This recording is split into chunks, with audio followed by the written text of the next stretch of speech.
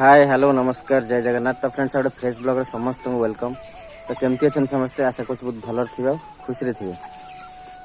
तो एक्चुअली 2 दिन है कि ब्लॉग आसीपारूनी न आसार कारण टिके शरीर असुस्थ से ब्लॉग किसी शूट करी होनी किसी शेयर भी करनी।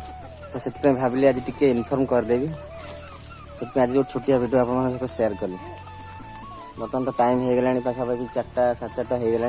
आ वर्षा टी आज हो जाए ना जोर हो बहुत दिन है वर्षा होना पाखापाखि 15-20 दिन खंड है वर्षा बोधे होनी।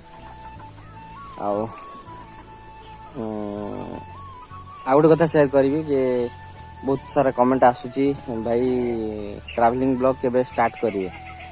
तो एक्चुअली मुझे पूर्व ब्लॉग रे जे टिके सेटअप ठीक ठाक करके बाहरी।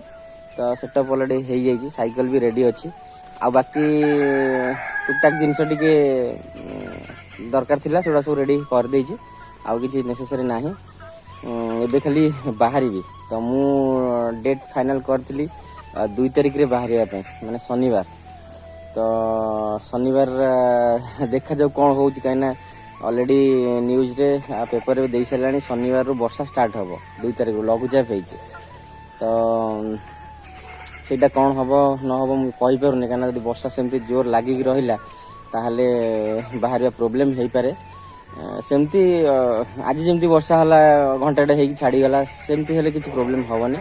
कि जदि लघुचाप वर्षा है कंटिन्यूअसली वर्षा है तो सहीटा प्रोब्लेम हम। तो जदि 2 तारिख न बाहरी पारुछि ताहले लघुचाप छाड़िले 2-3 दिन भितर बाहर। समस्ते पचार भाई के स्टार्ट करेंगे स्टार्ट करेंगे से भाविली कहीदेटा बेटर हम।